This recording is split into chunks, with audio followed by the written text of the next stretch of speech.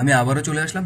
দেখো, আমরা প্রস্তাবনাটা পড়লাম এবং সেটা দিয়ে আলাদা ভিডিও বানালাম। এখন হচ্ছে দ্বিতীয় প্রস্তাবনা নিয়ে আমরা আলাদা ভিডিও বানাবো, কারণ লম্বা ভিডিও বানালে পাঠাইতে প্রচণ্ড সমস্যা হয়, পাঠানো যাচ্ছে না। তো প্রথমে 2 নম্বর যে আমাদের হচ্ছে হলো যে ইয়াটা রয়েছে, সেটা নিয়ে যদি আমরা আলোচনা করি, সেটা হচ্ছে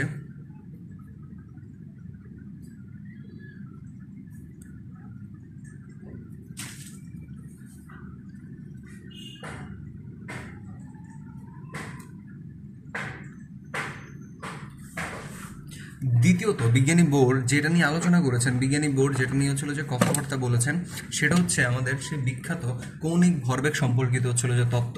এখন এইটা নিয়ে বিজ্ঞানী বোর্ড কি দিয়েছেন, তোমরা খুব ভালো করে এই জন্য একটা সূত্র প্রদান করেছেন। তিনি আসলে কৌণিক ভরবেগ, দেখো আরে আমি শুধুমাত্র ভর লিখেছি, বেগ লিখিনি। দেখো, ভরবেগ হচ্ছিল যে আমরা জানি ভরবেগ ভর এবং বেগের গুণফল, অর্থাৎ ভর এবং বেগের গুণফল।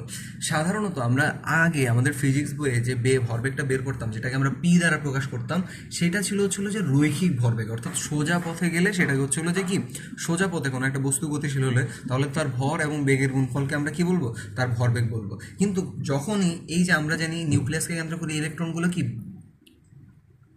বৃত্তাকারে ঘুরে, অর্থাৎ কৌণিকভাবে ঘুরে, তাই না ভাইয়া বলো? যখন এই কৌণিকভাবে সে ঘুরবে তখন তার যে যখন তার যে ভরবেগ হবে সেটা হচ্ছে যে কৌণিক ভরবেগ হবে। আমরা জানি সেটাকে এল দ্বারা প্রকাশ করা হয়।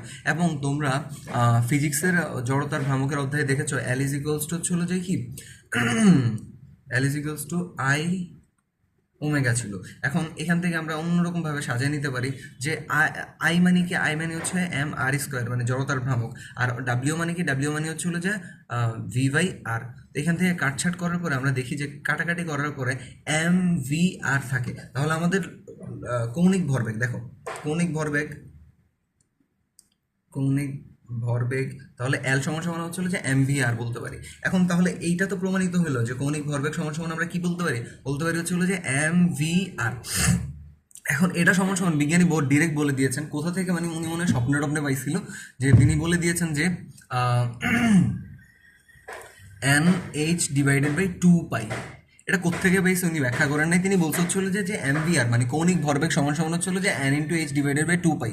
এখানে তিনি ব্যাখ্যা করেন নাই ঠিকই, কিন্তু পরবর্তীতে আমরা প্রমাণ টমান করে দেখছি যে মোটামুটি বিজ্ঞানী ব্রনস্ট্যান্ড লাউরি না, ব্রোকিও,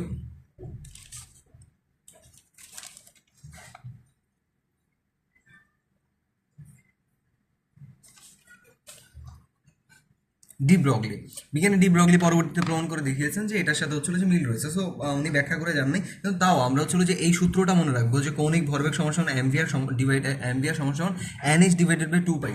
এখানে তোমাদেরকে একটা জিনিস কথা বলতে চাই, সেটা হচ্ছে এগুলো নিয়ে পরিচয় সম্পর্কে তোমাদের জানা দরকার। এম দিয়ে সাধারণত হচ্ছিল যে ইলেকট্রনের ভর বোঝায়, এম দিয়ে, হ্যাঁ। আর ভি দ্বারা হচ্ছিল যে ইলেকট্রনের বেগ বোঝায়। আর দিয়ে হচ্ছিল যে কি, আর দিয়ে সেই যে কক্ষপথে রয়েছে তার ব্যাসার্ধ বোঝায়। এরপর হচ্ছে এন দিয়ে বোঝায় অরবিট সংখ্যা, মানে এক নম্বর কক্ষপথে রয়েছে না 2 নম্বর কক্ষপথে, হ্যাঁ, অরবিট নাম্বার বা হচ্ছে সংখ্যা বলা যায়। এইচ দ্বারা, এই যে এইচটা হচ্ছে ইম্পর্টেন্ট, এইচ দ্বারা হচ্ছে প্লাঙ্কের ধ্রুবক বোঝায়, প্লাঙ্কের ধ্রুবক। এখন প্লাঙ্কের ধ্রুবকের মানটা আমরা খুব ভালো করে জানি, মুখস্থ টাইপের হয়ে যায়। সেটা হচ্ছে একটা ধ্রুবক, যেহেতু ধ্রুবক মানটা যে 6.626 ইন্টু 10⁻34। এখন এটার একক নিয়ে খুব জল কষাকষি রয়েছে। এখন বিষয়টা হচ্ছে যে একটা জিনিস দেখো, তুমি এখানে যে এন রয়েছে, এনের কোনো একক নাই, এবং 2 পাই এগুলো তো ধ্রুবক, এগুলোর কোনো একক নাই। তার মানে আমি বলতে পারি এখানে এইচ আর এখানে এম ভি আর, এই দুইটার একক প্রায় সেম। আমি তো বলতেই পারি, তাই না ভাই বলো? তো এম ভি আর এর এককটা আমরা এখানে বের করার চেষ্টা করি।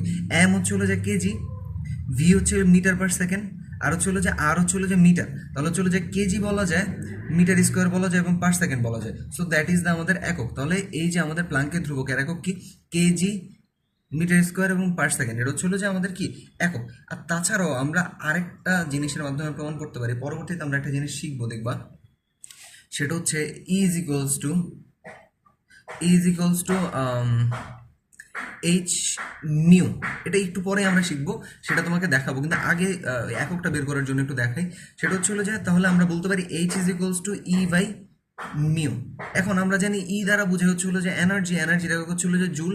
আর মিউ হচ্ছে হলো যে ফ্রিকোয়েন্সি বোঝায়, হ্যাঁ। আর ফ্রিকোয়েন্সির একক হচ্ছে হলো যে পার সেকেন্ড। তাহলে এখান থেকে আমরা বলতে পারি যে এইচ ইজ ইকুয়ালস টু, মানে এইচ এর একক হবে জুল শুধুমাত্র সেকেন্ড, অথবা এই যে তার মানে কি আমরা প্লাঙ্কের ধ্রুবকের একক kg metre square per second না বলে জুল সেকেন্ডও বলতে পারি। সো এই দুইটা জিনিস, এই দুইটা ধ্রুবক তোমরা আশা করি মনে রাখবা। এই ছিল মোটামুটি 2 নম্বর কথাবার্তা। দাঁড়ো, 3 নম্বরটা আশা করি ব্যাখ্যা করে ফেলতে পারবো, আর 5 মিনিট আছে টাইম। তো চলো তাড়াতাড়ি শুরু করে দিই।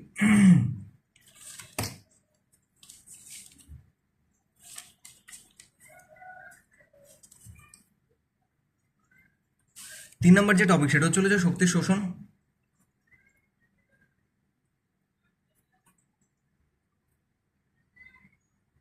শোষণ ও বিকিরণ সম্পর্কিত।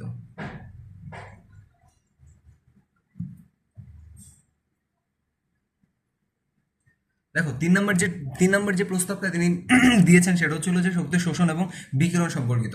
একটা জিনিস খেয়াল করো, যখন আমি বলছি যে প্রত্যেকটা অরবিট হচ্ছিল যে নির্দিষ্ট শক্তি সম্পূর্ণ হয়ে থাকে।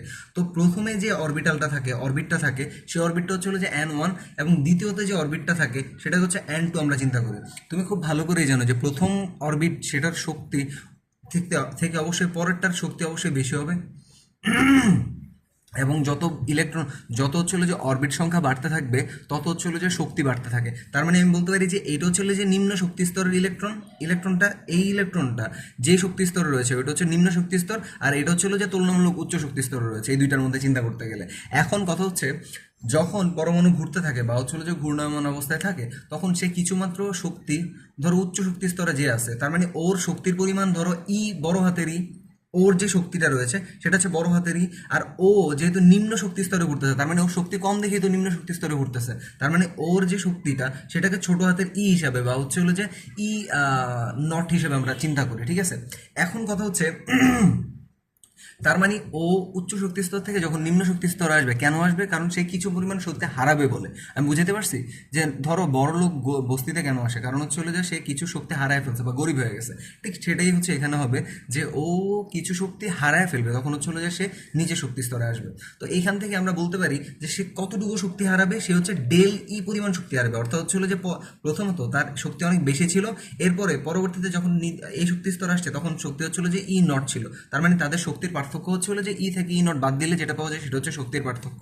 এবং শক্তির পার্থক্য হবে, আমি তোমাকে বলি যে যখন উচ্চ শক্তি স্তর থেকে নিম্ন শক্তি স্তর ইলেকট্রনটা আসে, ফলে কিছু পরিমাণ শক্তি সে হারিয়ে ফেলে, মানে বের করে দেয় বা বিকিরণ করে, যাকে হচ্ছে বিকিরণ করে বলা হয়। এখন এই যে শক্তি যে বের করে দেয়, সেই শক্তিটা কনভার্ট হয় কিসে জানো? আলোতে। এবং বিভিন্ন রঙিন জিনিস দেখায়, ঠিক আছে, যেমন যেগুলোকে বর্ণালী বলা হয়, আলোতে কনভার্ট হয়, ফলে হচ্ছে হলো যে আমরা বর্ণালী দেখতে পাই। অর্থাৎ হচ্ছে উচ্চ শক্তি স্তর থেকে নিম্ন শক্তি স্তরে যখন ইলেকট্রন আসে, সে কিছু শক্তি বিকিরণ বা বের করে দেয়, সেই বিকিরিত শক্তিটা হচ্ছে বর্ণালীতে রূপান্তরিত হয়। সেই বর্ণালীটা হচ্ছে বিভিন্ন রঙের দেখা যায়, সেটা হচ্ছে হলো যে আমাদের বর্ণালী হিসেবে আমরা চিহ্নিত করতে পারি। আশা করি তোমাকে বুঝতে পারছি যে উচ্চ শক্তি স্তর থেকে নিম্ন শক্তি স্তরে আসে, কিছু শক্তি সে হারিয়ে ফেলে, ফলে সেটা বর্ণালীতে বা আলোতে রূপান্তরিত হয়।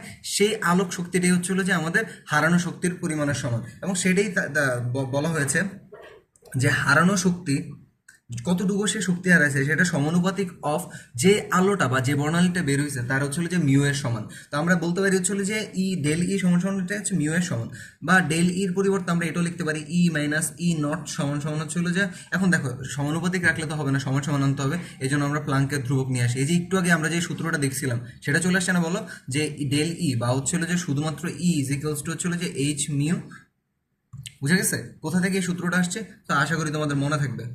বা হচ্ছে হলো যে নর্মাল এই জিনিসটা মনে রাখবা যে শক্তি কতটুকু হচ্ছে সে হারাইছে সেটার পরিমাণ হচ্ছে হলো যে এইচ মিউ পরিমাণের সমান। এখানে সাধারণত হচ্ছে মিউ দ্বারা হচ্ছে হলো যে কম্পাঙ্ক বোঝায়।